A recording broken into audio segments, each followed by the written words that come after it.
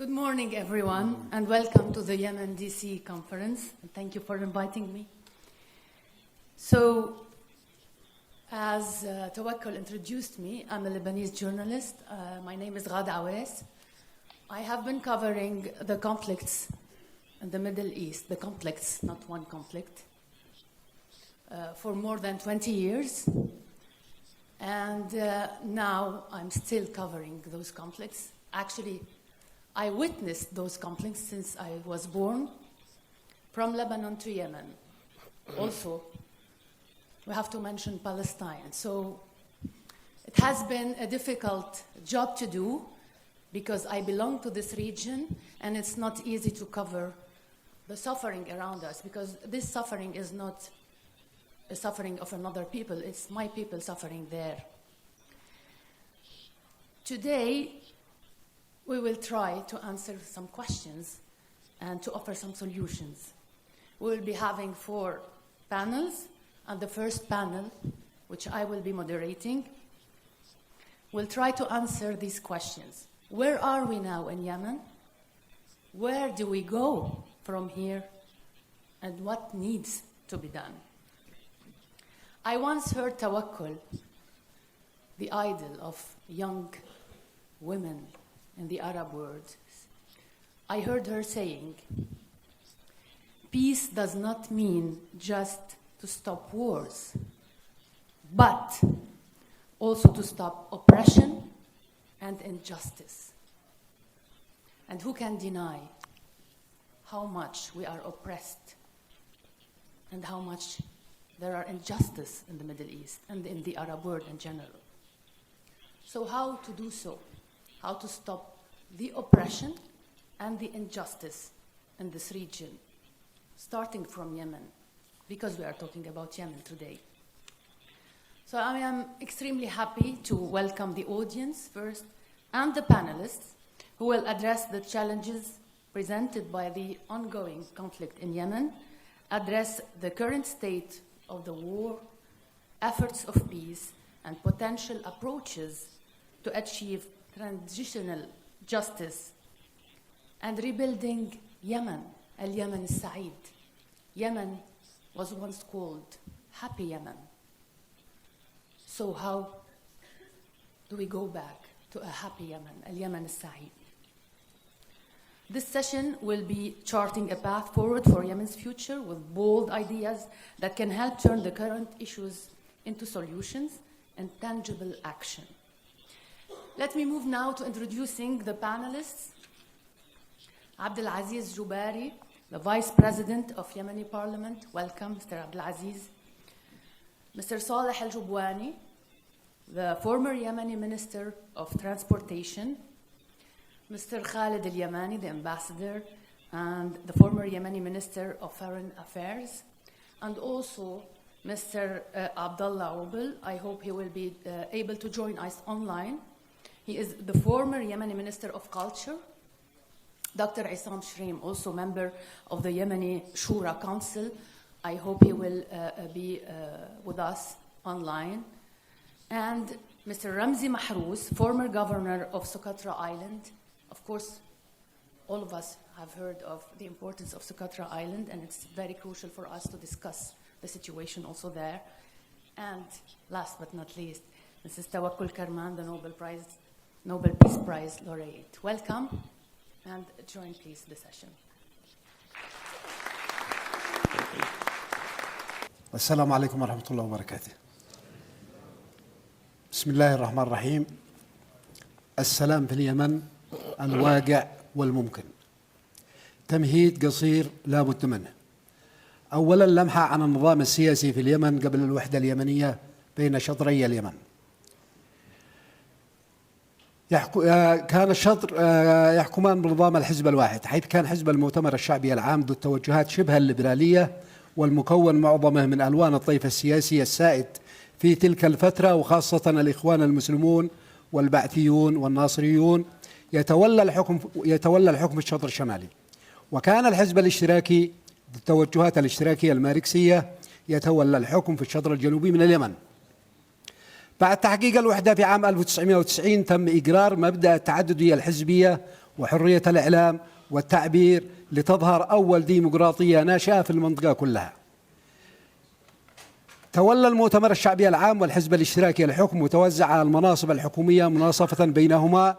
وفي عام 1993 تم تنظيم انتخابات برلمانية فاز خلالها حزب المؤتمر الشعبي العام بأغلبية مقاعد البرلمان، وجاء حزب الإصلاح بالمرتبة الثانية والحزب الاشتراكي بالمرتبة الثالثة. أما بقية الأحزاب البعث والناصري فقد حقق كل منهما مقعدين، وفاز حزب الحق التابع للحوثيين بمقعد واحد فقط. ونظرا لعدم القبول بنتائج الانتخابات والرغبة بالسيطرة والتفرد بالحكم لمن كان يحكم ما قبل الوحدة، بدأت الخلافات بين حكام الشطرين سابقا تطورت إلى حرب كانت نتائجها كارثية على اليمن واليمنيين، انتهت بخسارة الحزب الاشتراكي وسيطر نظام الرئيس السابق علي عبد الله صالح وحلفائه على المشهد كاملا. وشكل المؤتمر والإصلاح حكومة ائتلافية سرعان ما انفضت في عام 1997 بعد الانتخابات البرلمانية، ليشكل بعد ذلك المؤتمر الحكومة بمفرده. وشكل المعارضة تحالف حزبي واسع أغلب الأحزاب بما فيهم حزب الإصلاح حليف صالح سابقا، وحكم حزب المؤتمر منفردا حتى أحداث الربيع العربي 2011.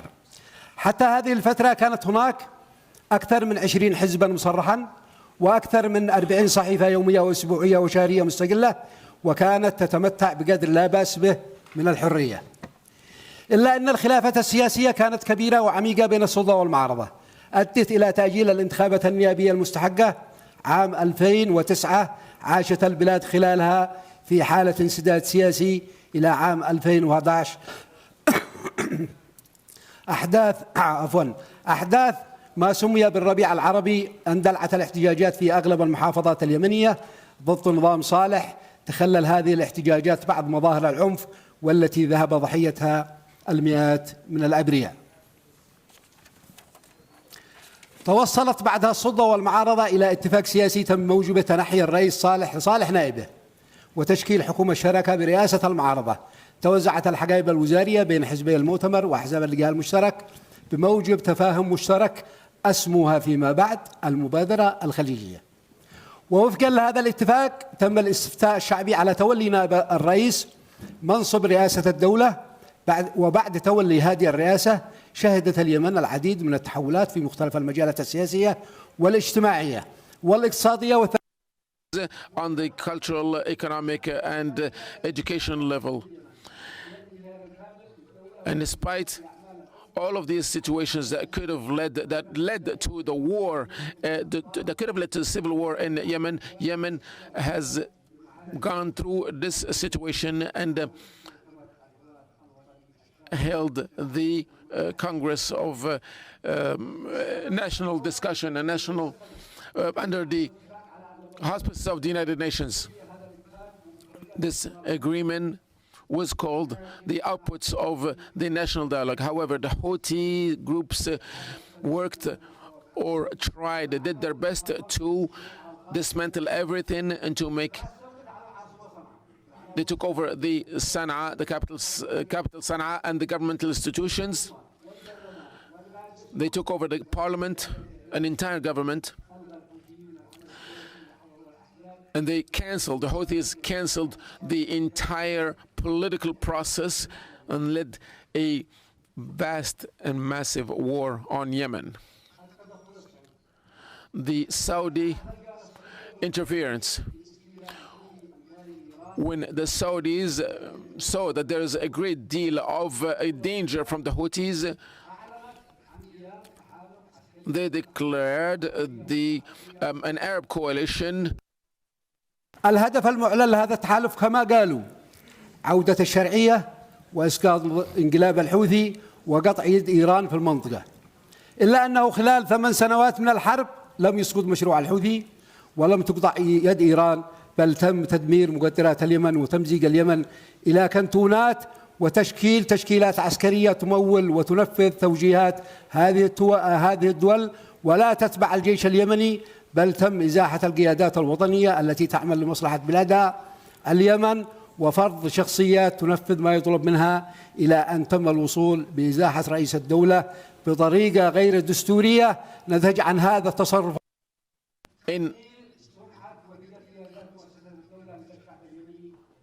Therefore, the Yemeni society has lost every trust and confidence in the political process. The role of the United Nations. The United Nations, during the 8 years of war in Yemen, tried to bring together all the different points of view between the Houthis and the different political parties in Yemen. However, these attempts were not successful because of the hard-headedness and the stubbornness of the Houthis and their lack of desire to reach any kind of peace in Yemen.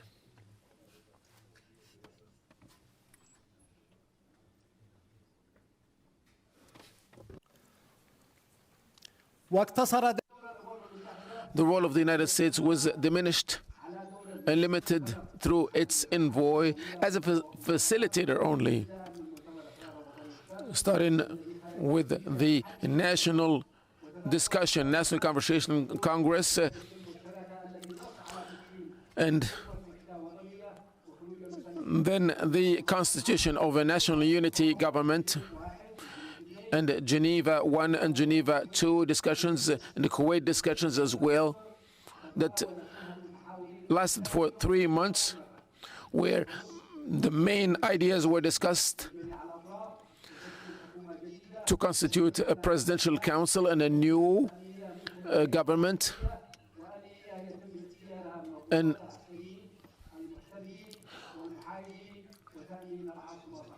securing the capital, Sana'a. The role of the international community. The international community was clear in denying and countering the Houthi militias. The U.S. Saudi role in the war. The United States dealt with the war through the Saudi Arabian government by providing them everything they needed in order to fight this war against the Houthis.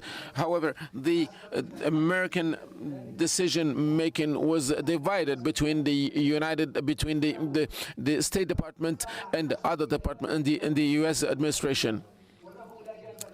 So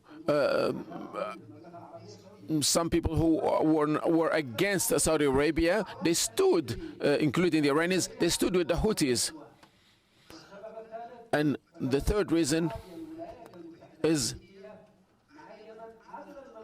the way the United States was dealing indirectly with the Yemenis, which meant that the decision of war and peace was in the hands of Saudi Arabia.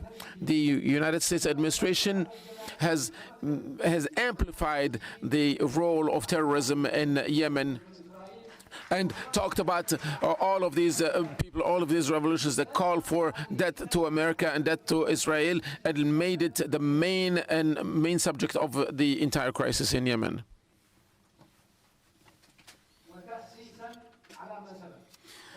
And building on this, the lines between peace and war were not clear in Yemen. And then the crisis became a humanitarian crisis, and not just a military crisis. The Houthis managed the war based on the fact that they are there and sent by God to govern Yemen. And so Yemen was destroyed by the regional and international powers. And also, we need to move to political parties and put aside all the weapons and respond to the political will of the people of Yemen. We need to do away with the speech of hatred and rebuild the political institutions of Yemen. And by doing this using internal powers and not using the help from outside. Without the United Nations and the international community, without them putting these roles and these conditions, the conditions of war will remain. Peace in Yemen is not just about stopping war. We need to stop the war and provide the infrastructure and keep the peace for justice. So there could be no peace under some kind of God-given rights or God-given ruler.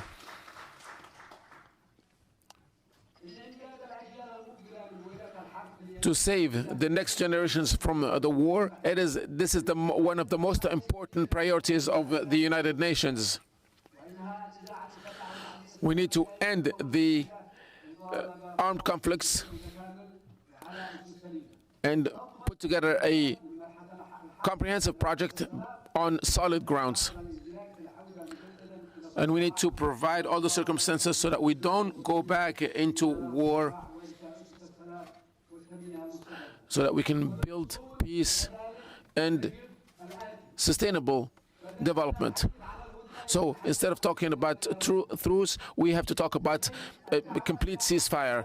We need to also call for holding a discussion between all the political parties of Yemen so that we can discuss the future of Yemen away from all the interference from different countries, different foreign countries. A presidential council needs to be constituted with no more than 5 members so that we can erase the war and erase the effects of war in the country. The transition period should be no more than 3 years, and then in parliamentary and presidential election. Thirdly, calling for the rebuilding of Yemen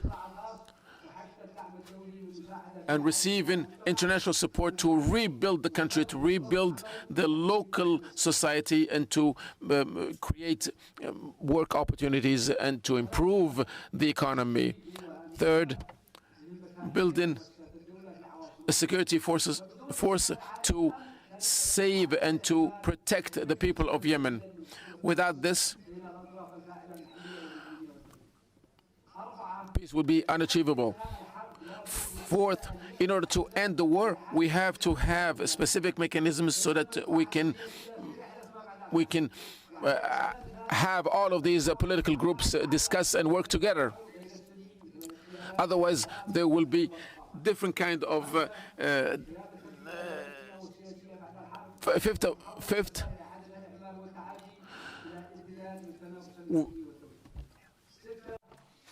Sixth, reconstruction funds will come from the Gulf countries that are participating in the Yemen war, and if the war was to end by the Houthis letting go of the godly rights, this will be accompanied by reconstruction. Otherwise, there will be a division in the country, and the foreign funding will go to the militia areas that will make the conflict continue non-ending. 7, UN should work with the peace in Yemen and ending war. Otherwise, it will be a number of many states under the tutelage of other forces without a political process, and at which reconstruction will be separated from the efforts of rebuilding the country. Recommendations. The United Nations and the world community should realize that struggle with the Houthis is not a power struggle. but an existential struggle and racist basis from that group. And the results of their overtaking the power in 2014 does not create peace, but put together hurdles and impediments to progress. Number two, the United Nations should not support the divisionist program, which makes peace impossible because it goes against the will of the Yemenis and against legitimacy and brings about non-ending wars. Three, peace in Yemen cannot be accomplished with international complacency and without supervision over a truce and negotiations between all parties to achieve political reform. And to achieve a political peace process, the United Nations, the world community, and the United States should fulfill their commitments to the Yemeni people, and they should stop their talk just about truce and start addressing ending war and bringing peace and organizing elections. Finally, the war in Yemen shadows all the work of the Yemeni people and overshadows all the Yemeni people and the Arab people and the world community who did not intervene to save the Yemeni people. Unless the war ends and peace is accomplished and a Yemeni state is achieved, that will not happen. Finally, there is a rare opportunity to end the war in Yemen, and this opportunity, if wasted, the war will continue for another decade. The current truce gave relative quiet in this conflict, which should turn into stoppage of hostilities and start a peace process in Yemen. Thank you. Thank you, Mr. Abdelaziz Jabari. Thank you for this word, which appears to have been liked by the attendees. Who don't understand, you can have with our colleague translation, and it is available there, I think up there. So I hope everybody have already the translation. Is there someone who need the translation? I think it's okay. My colleague will provide you with the translation set. الآن ننتقل إلى سعادة. Now we turn to His Excellency Ambassador Khalid al-Yamani, former Minister of Foreign Affairs in Yemen. Please go ahead.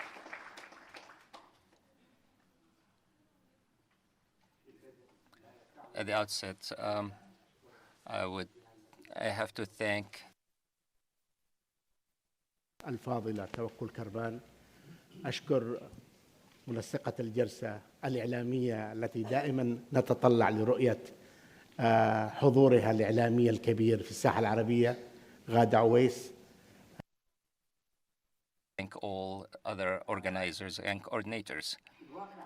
In fact, the political landscape as we go into the 9th year of this zero-sum game, it's like a free fall. Non-stoppable falling because the parties are not interested in peace, in fact. There is no desire to have peace or to move towards peace. And there is increased fragmentation. There is continued production of parties and groups based on political military readings. And of the latest is the announcement of the independent Hadramaut state. I'm sorry to say that in the future we'll see the flags of other many states in Yemen if this continuity maintains its existence, and we will steer away from the peace track. I may agree with my brother, the former vice president of the Yemeni parliament, on the need for a group leadership in this transitional period. However, group leadership has been proven as a failing strategy in leading a state, and that's why in my writings I always say that I would like to reconsider the shape of this leadership. This group leadership leads to greater fragmentation and does not lead to peace. And in my writings I asked to have a president and a vice president, even if we're beyond that decision. I also believe that this leadership does not adhere to the minimum consensus agreed upon in Riyadh 3 under the purview of the Gulf Council. And I repeatedly alarmed that harmony and agreement from time to time is the biggest success we can have, that they agree and do not fight. This is not what we ask them to achieve. The Council did not accomplish anything that leads us to think that we are into the next stage. There is no institutional reform, no stability within the land, no government able to provide humanitarian support other than the vague negotiations or that they announce from time to time, the economic recovery and so on and so forth. Our people cannot find food, basic food. We're not talking about large investment projects and other recovery efforts that we cannot see in the horizon. And so I think we should focus on the humanitarian aspect and the humanitarian sustainability. And if I were to be asked tomorrow how to run the government under this situation, I'll say humanitarian, sustainable humanitarian, refuge and sustainable refuge. And so that's how we should work, and how fisheries, agriculture, all the basic resources that help people come back to their countries and settle. I repeated and affirmed the failure of the military option. It appears that the military option is still an issue for discussion, because there is no conviction, and the warlords and beneficiaries of war want this war to continue because it brings a lot of resources to them, a lot of money, and it all gets transferred overseas. And indeed, this is the biggest catastrophe. And the most important issue now, that after 9 months of forming this council, we need an inventory of their work. Yes, so far, this council, with its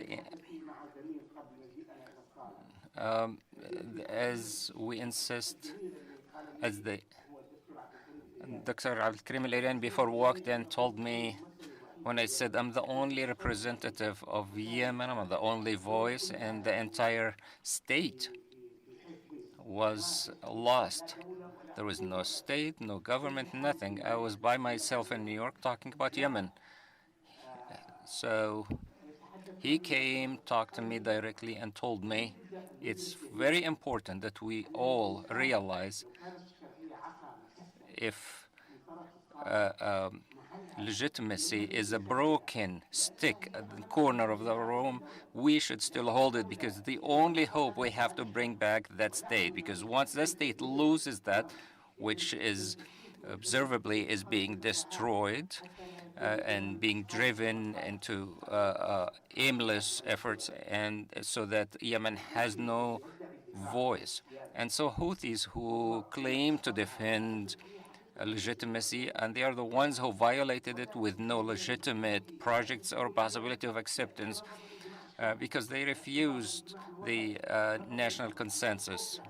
They refused to get into a democratic process. They refused the outcomes of the democratic and national dialogue, because all the agendas driven from outside.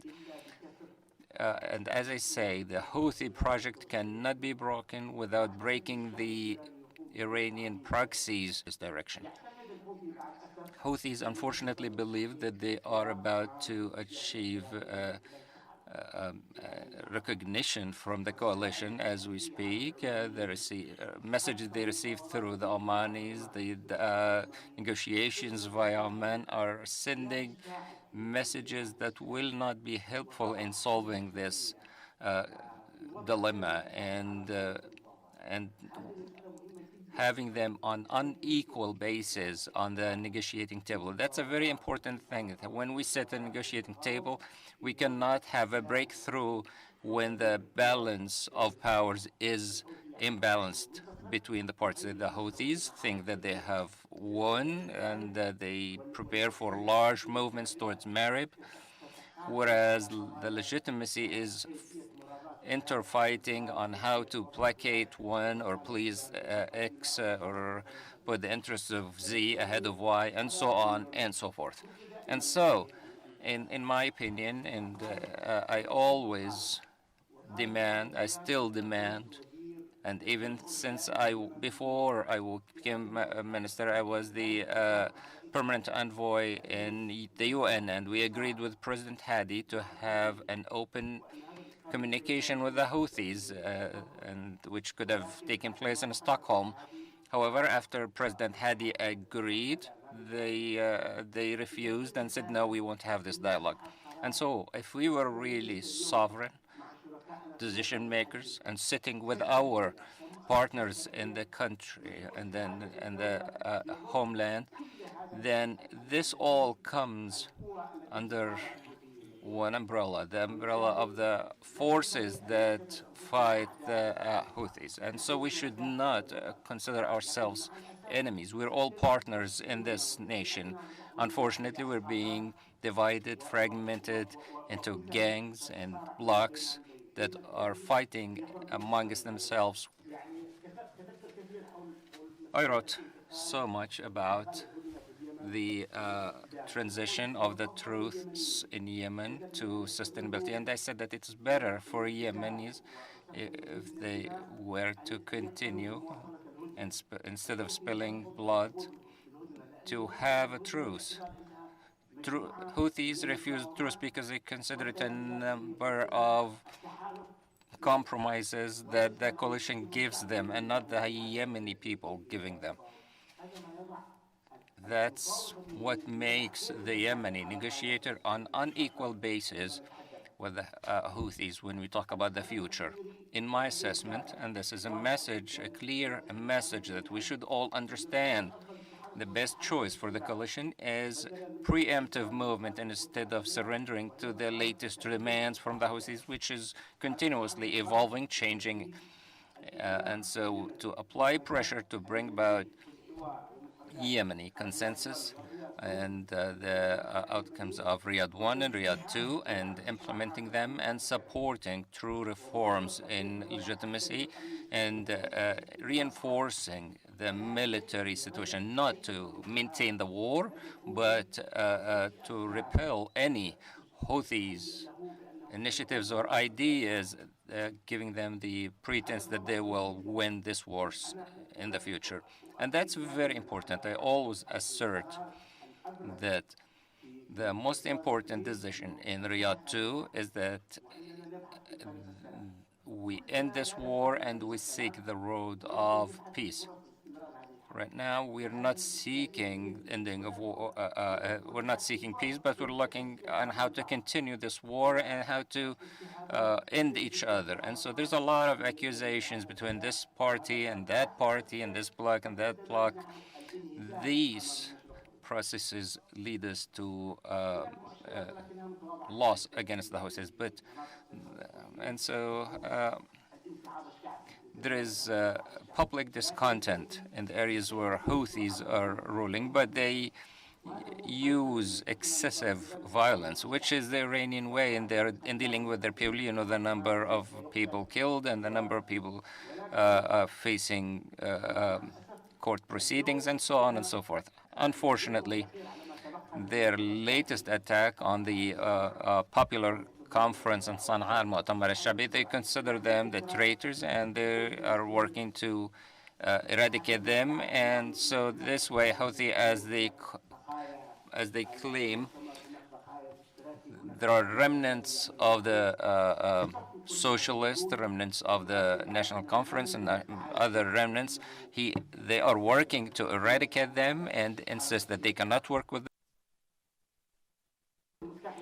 When it comes to the United Nations, for the political process should be under Yemeni leadership, and that should be understood precisely. When you say the UN, I said repeatedly, we should say that we do not accept other approaches other than the UN approach. We don't accept other interferences, and we want this process to be under Yemeni leadership. This is a very important issue. If we focus on it, it means thank you for all the interferences. We want to go to the negotiation table in the United Nations anywhere. We accept that. We accept any place to meet, but under Yemeni leadership and Yemeni choices. And when I tell my colleagues in the Presidential Council, open communications with the Houthis and all partners in the homeland, do not exclude anyone, I hope that my message is clear. I always like to talk about the Stockholm idea, and there was the leading accused. I'm the traitor who shook hands with Mohammed Abdul Salam. I'm the one who sold al-Hudaydah and so on. I want to say that the idea of Stockholm was based on creating a sample of coexistence. And I talked to President Hadi after we returned, because it's important for me to lay that down. Politicians sometimes care about the outcomes and not what's between the lines. And so said, sir, do you understand that the Hudaydah agreement does not mean the return, your return, or the return of legitimacy to Al-Hudaydah, Al-Maysari, and all those others are who are part of the legitimacy? It only means the return of the national institutions, the Houthis withdrawal, and starting a project where we have diplomatic envoys, and we bring about some common grounds between, as it used to be under the kingdom, where there was dialogue between the Republicans and those who are pro the kingdom. And he said, yes, I understand that, but no one is letting us work in that direction. And that's what happened. In the beginning, we're only 3 kilometers away from Al-Hudaydah, and the process was stopped by the partners in the coalition, and all the forces were threatened not to get closer. Immediately, these promises disappeared and were forgotten. I don't want to keep speaking for long. I think my colleague, Mr. Abdulaziz Al-Jabari, talked about the 9th year. I am not very optimistic about the 9th year. I think Yemenis are still charged with the desire to self-humiliation. And so this desire means after a year, we'll say, we wish if we had 5 years, what we had 5 years ago. In Kuwait, there was a lot of accomplishments with very minimal differences between us and the Houthis. They wanted to bring us back to the peace and partnership agreement, the agreement that happened in the last few days before the Houthi coup, and putting President Houthi under house arrest. They do not want to disarm at all. They do not accept to withdraw their militia stamp and become a political party, which Dr. Abdulkarim Lariani tried, and they said a lot of good words in this regard. And I remember that he said, I I'm the one who looked at the names for the Houthis, so I can bring some sense to this process. But unfortunately, it seems that the Houthis are an unreasonable phenomena. I'm almost done. You opened a lot of points, and I want to give you some questions. The people are anxious to talk to you. I don't want to be optimistic in the 9th year. I think that we're getting deeper in the crisis. We'll talk again next year, and I will confirm that there is great tendencies to destroy whatever is left of Yemen, fragmenting the political groups, increasing animosity amongst the Yemeni people, and international isolation. The world does not care about us, and unless we do something to open ways of communication, well, we'll open a dialogue in this regard. Thank you, Mr. Khalid. والآن إلى السيد صالح الجبواني. And now, Mr. Salih al-Jabbar, the people, peace be upon you. I would like, on the outset, to thank the organizers of this conference, the Tawakkol Karman Foundation and Democracy Organization in the Arab world today.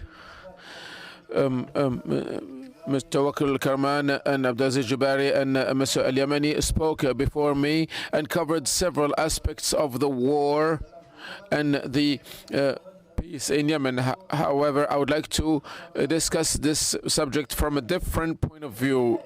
In the beginning, it is important to redefine the conflict in Yemen in a different way, different than the way it has been identified in the past, and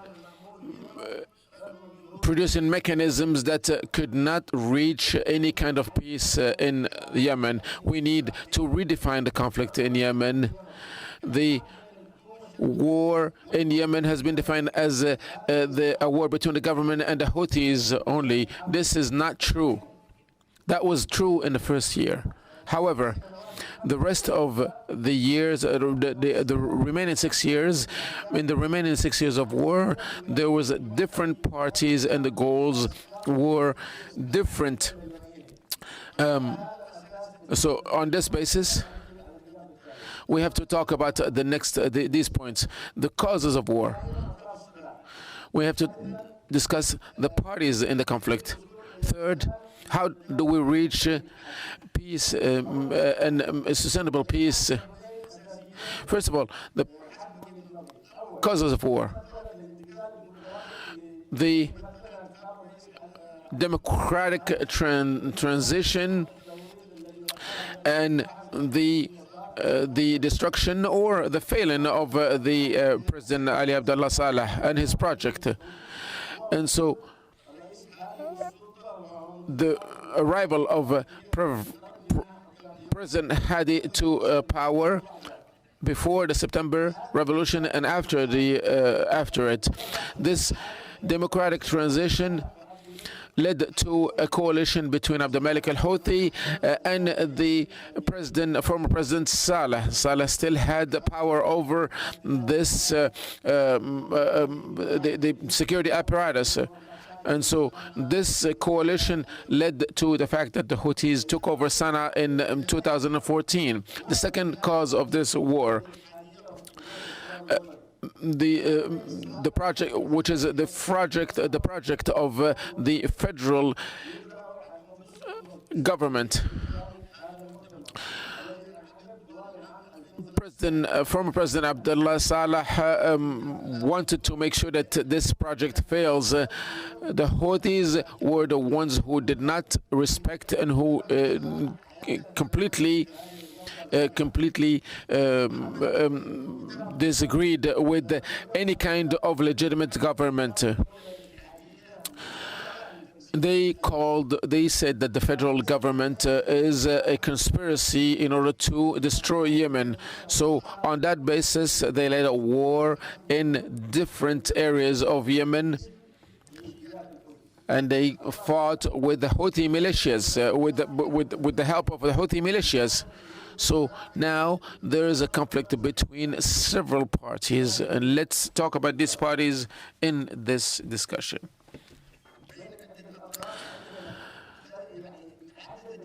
So this is a conflict between several parties when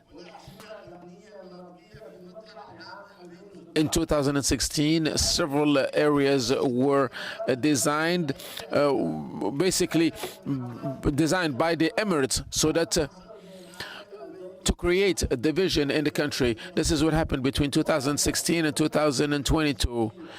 And the goal to erase legitimacy and to destroy legitimacy is still one of the goals that are, of course, you know the parties of the conflict. However, we need to redefine the parties of the conflict. First of all, what is the Yemeni legitimacy?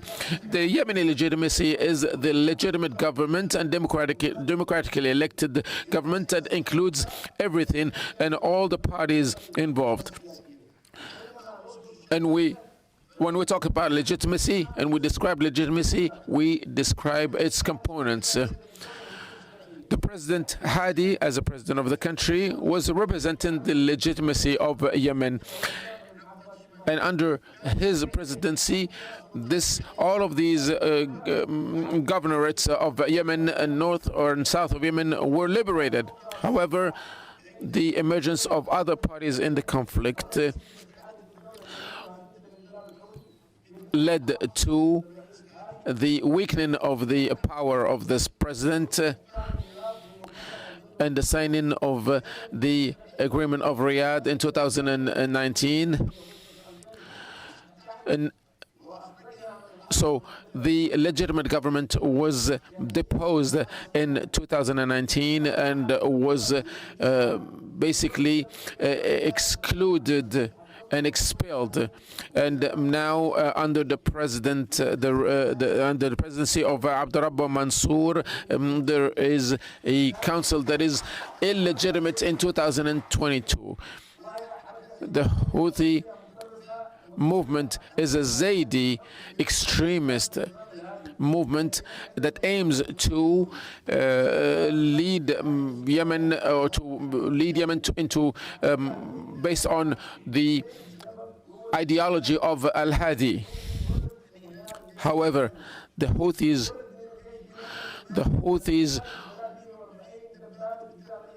have destroyed the military or the Yemeni military and several 1,167 heavy artillery and 502 Hound missiles and 300 ballistic missiles, in addition to several kinds of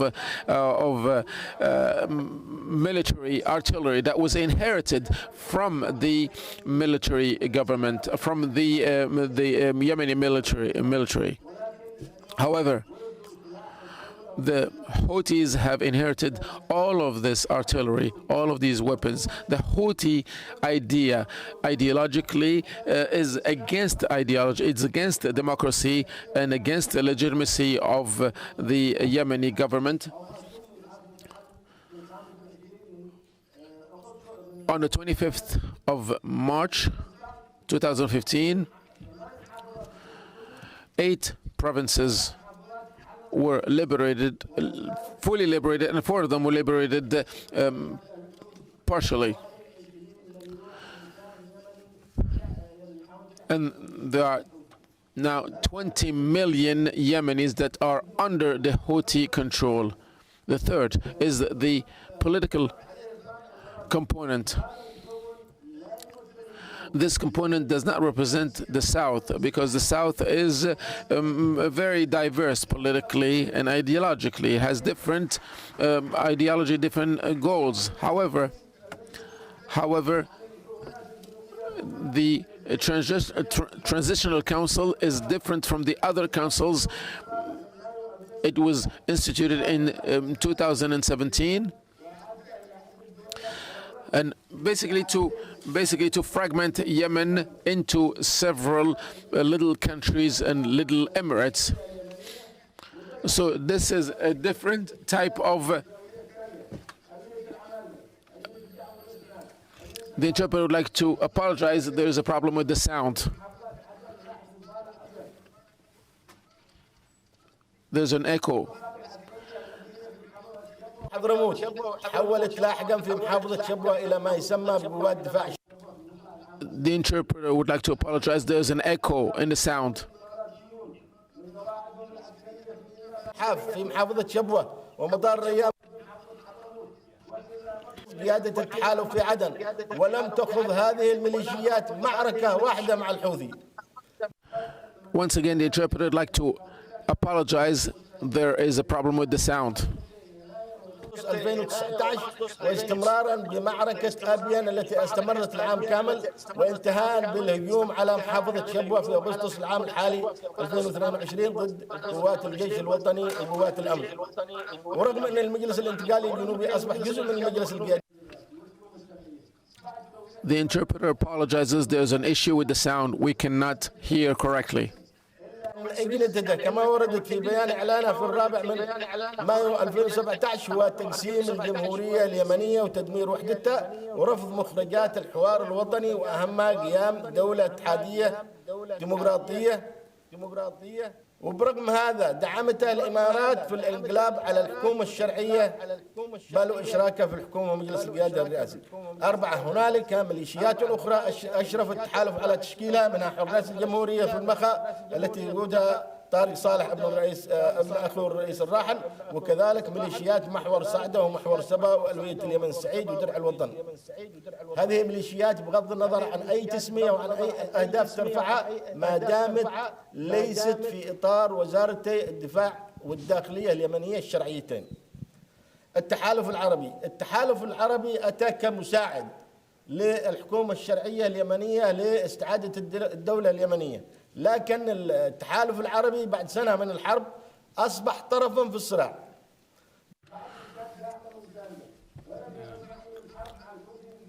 And it is not part of the war with the Houthis since 2022. However, with the Emirates have been fighting with the Houthis and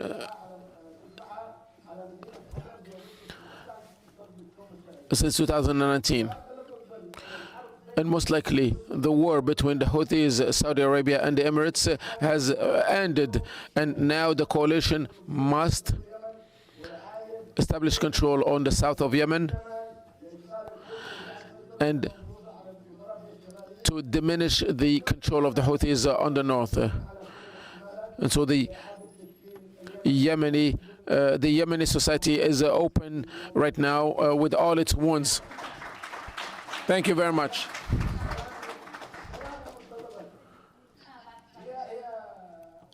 I still have peace and its components and its requirements because Mr. Mahrous is with us waiting.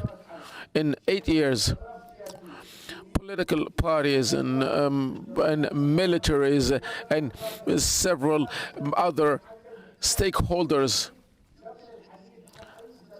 We have to talk about this before we talk about any peace in Yemen. So legitimacy became a number of militias. So how are we going to achieve peace?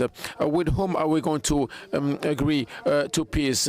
With the national army, or with the national society, or with the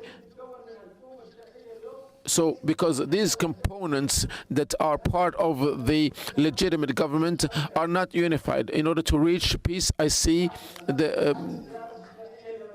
as follows.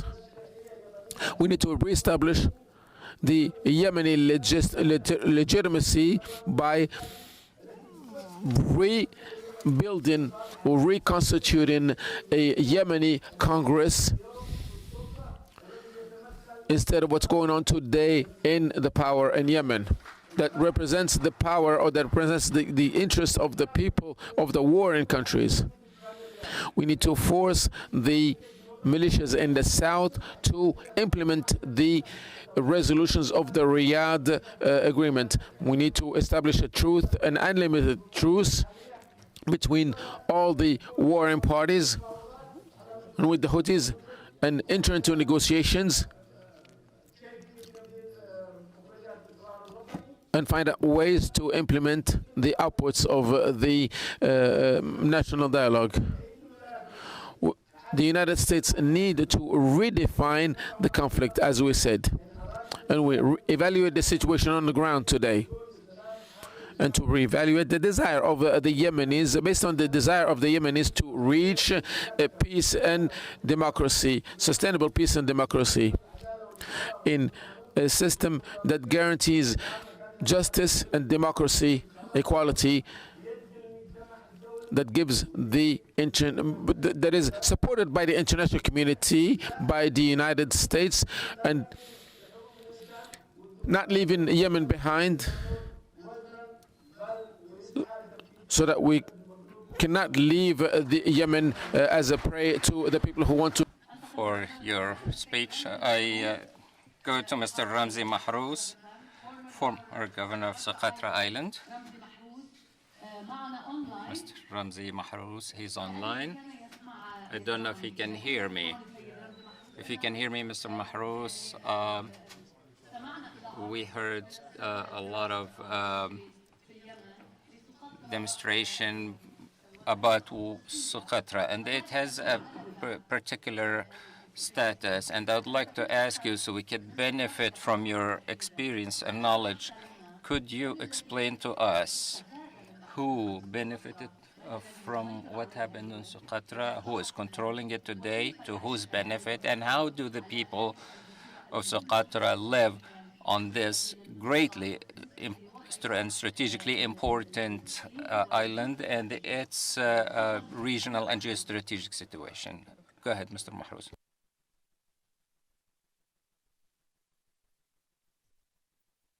Okay, until Mr. Mahrous is ready. Mr. Abdullah, well, are you with us? I always I don't trust the technology and online technology because it always fails you in the last minute. It's always better to have 1+1 and the personal presence. And I want to benefit from your being here, Tawakkol.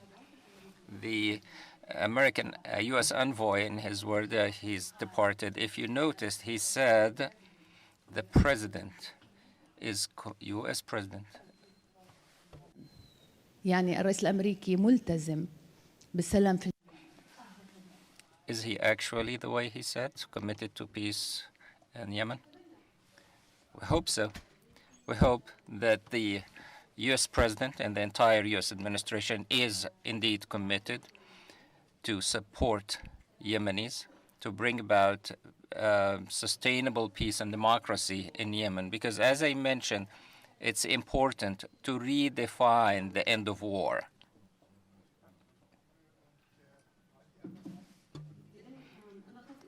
As I said, to answer your question, Gada, we hope that the U.S. administration is serious about achieving sustainable peace and democracy in Yemen, and not just to establish a fragile truce that would lead to more wars and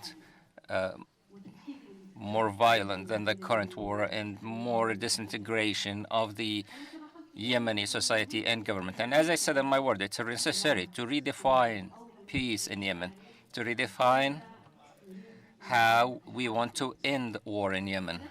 So when the international community says, or anyone says, that ending war and stopping war is stopping the missile attacks between the Houthis and Saudi Arabia, this is not ending the war. War in Yemen is more than rocket exchange between the two sides. War in Yemen started, or Yemen suffers from two things: a militia coup led by the Houthis and a war, an occupation, and tutelage, Saudi and Emirati. That is. So, I'll talk. You want your microphone? Okay. You hear me now? No. Then I'll take advantage of interrupting you to say, or to tell you, Tawakkol, that the fact that you're one of the co-organizers of this conference, and we are in D.C., the city known as capital of decision-making. There is a lot of U.S. officials listening to us, listening to you, and to our proposals. World is busy with Russia and Ukraine, and it seems that Yemen is not on their list of interests. As Mr. Khalid said, the world doesn't care for us. What do you propose so that the world would care about you, to the Yemeni people, so that superpower, the United States, present in the entire world, in one way or another, would care for the Yemeni citizen? And as Mr. Jabari said, if the United States indeed wants to help Yemeni people, it should do so and so. So maybe it doesn't want to help. We don't know. The American envoy did not get any questions, and the answer is always diplomatic. Let's say they want to help you. What do you propose to them? Well, number one, I want to complete the word that I started, that it's necessary, very necessary, to know what is Yemen going through or suffering from. Anyone who wants to help Yemenis or claims to help Yemenis should know that Yemen suffers from a Houthi militia coup and tutelage and Saudi Emirati tutelage and occupation. Anyone that goes away from this description, the Yemeni people tell them, thank you, we're not interested. Is it so? The crux of your answer is that the Houthis, accused of being supported by Iran and the Saudi Emirati coalition, are the problem. So this is a common ground in all the words that you all four of you presented: Houthi, and also observations about the Saudi Emirati role. Well, Houthi is Yemeni, he's a partner, and also what brought Saudi and Emirates is you. The other partners in the legitimacy being Abdurrabbu Mansur Hadi to the current president, and so on and so forth. At the end, those who called for foreign interference are the Yemenis, the Houthi Yemeni or the Yemeni enemy of Houthi. I want you, Tawakkol, to tell me, in addition to your proposal to the Americans on how to help Yemen, how do you propose to have a dialogue with this partner that you accuse of staging a coup in Sana'a? There is a lot of accusations. Let's get out of the box and end with a solution. Since 2014, 2015 till now, the same accusations are being repeated once and again, over and again. And despite Stockholm and the dialogues in Riyadh, I'd like to come out with a new idea that the Yemeni youth who hold hope to open a new page. Look, Ghada, here there is a misunderstanding of what happened in Yemen. When you say that Yemenis are the ones who called in Saudi Arabia, to save them from the Houthis, that is incorrect. Abdurrabbu Mansur had. Okay, let me just finish the idea. That is inaccurate.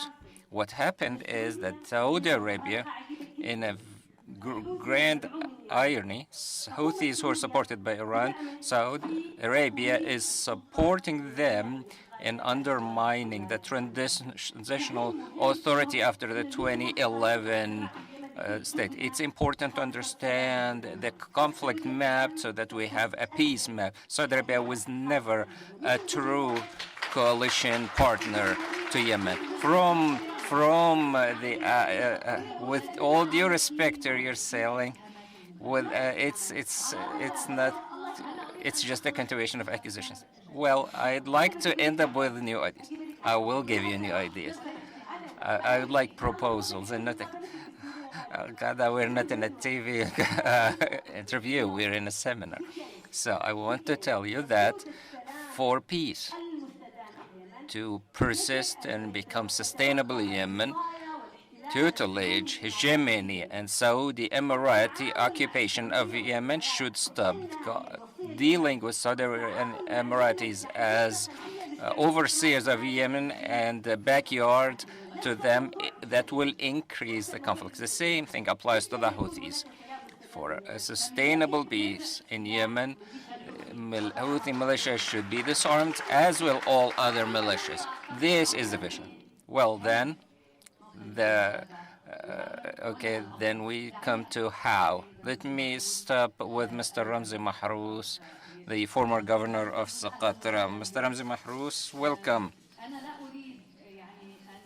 I don't want to. I hear myself. I don't hear Mr. Ramzi Mahrous. Mr. Ramzi, briefly, please, briefly. Show us how the situation in Socotra is going and who are the beneficiaries there. Once we know the reason, we'll stop wondering.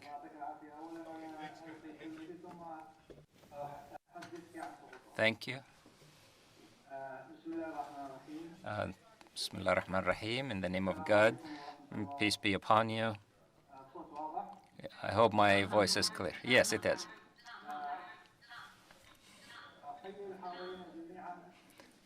My greetings to all in attendance, and I thank you for giving me this opportunity to talk about the situation in Yemen.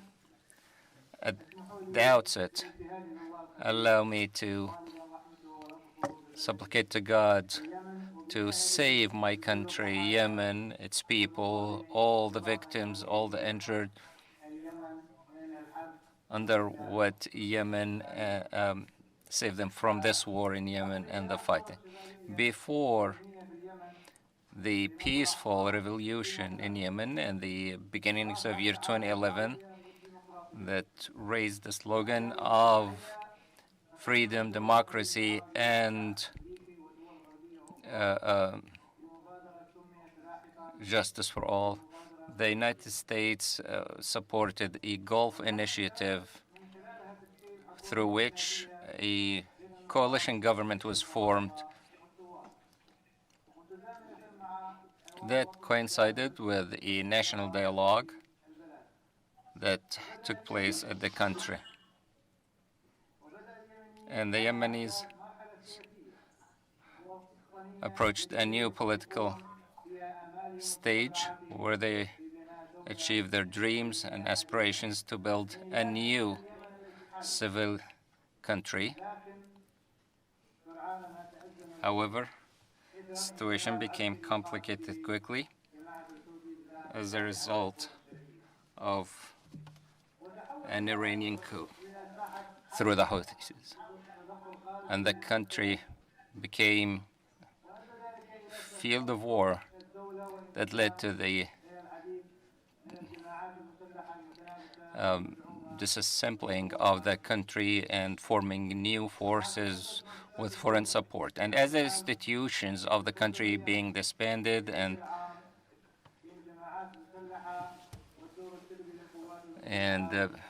having the infighting between the armed groups, the efforts for change were aborted, ending the hopes and aspirations of the Yemenis. And the popular uprising became nothing but a memory and an unrealized hope. Today, the Yemeni youth and many Yemenis are observing the situation in the country was a destructive war and one of the worst crises in the world, with an opportunity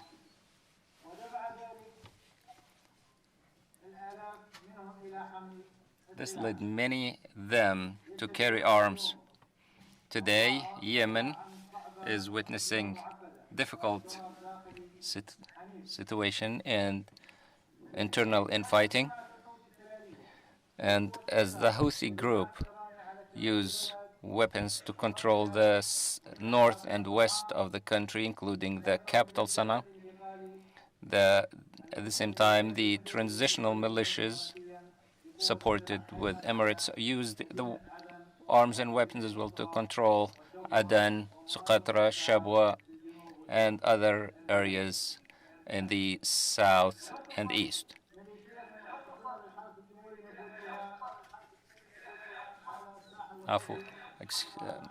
Interpreter apologizes. There are audio difficulties. We cannot hear the speaker.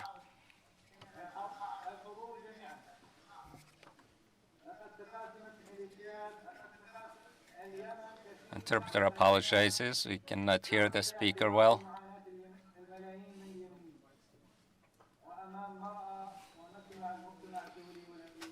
So under the eyes of the international community, the Yemenis went through their struggle without any support. And in the meantime, the armed groups did not show any care or interest on what the Yemenis are going through and the humanitarian crises that two-thirds of the people are experiencing. More than 13 million Yemenis.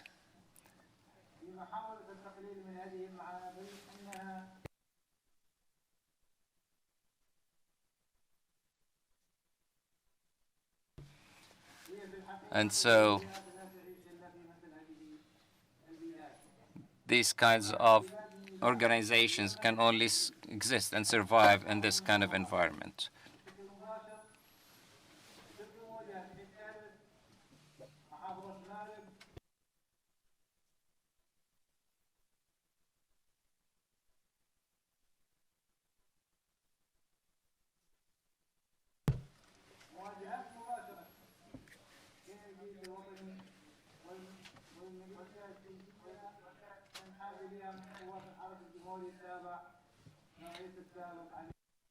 Interpreter apologizes. We are having audio difficulties.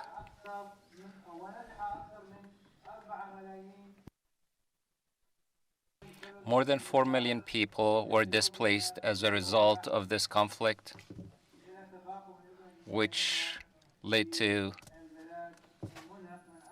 expanding this crises. And as the struggle continues in Yemen, millions of Yemenis are still confronting biggest crisis in livelihood and medicine. Please, Mr. Ramsey. Thank you for this.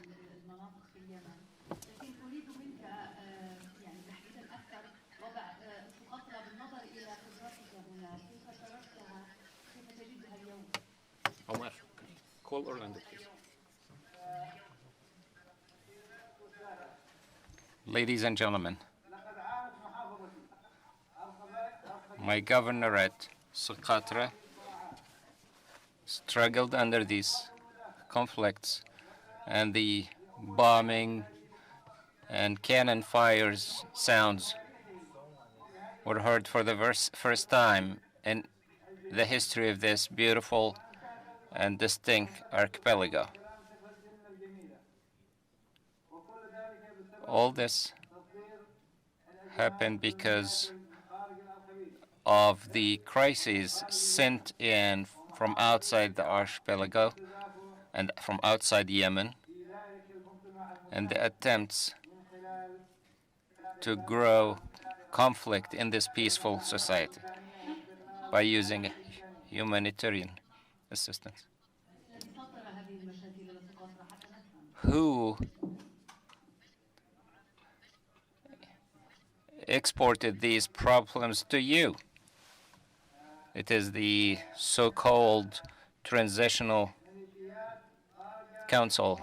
Many militias came outside the control of the state, carried weapons and arms, and overtook the resources of the country in Socotra, and up until today, they still rule that archipelago. And unfortunately, it has been legitimized by the Presidential Council and were given authority as a legitimate authority. And they are the ones who ended the abilities of the state, and for the first time in the history of Socotra to find weapons easily available. This natural preserve, which belongs to the whole world, not just the Yemenis, it's an environmental preserve, and it is one of the international heritage sites in UNESCO.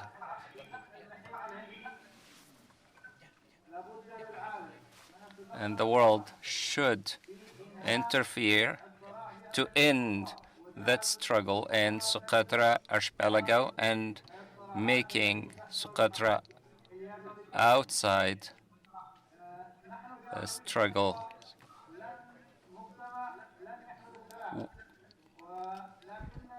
We in Socotra as a society, we did not carry weapons, but the struggles to have external militias is what caused this situation. And that's why, through this conference, we raise the voice of Socotra. Listen to this.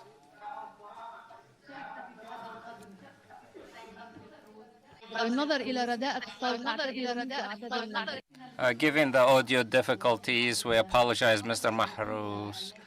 We're gonna suffice with this, as everyone in the world is aware of the importance and the value of this archipelago that should be protected from weapons and exportations of crises to this one-of-a-kind place in the world, to protect it and prevent militias from meddling with it. Thank you, Mr.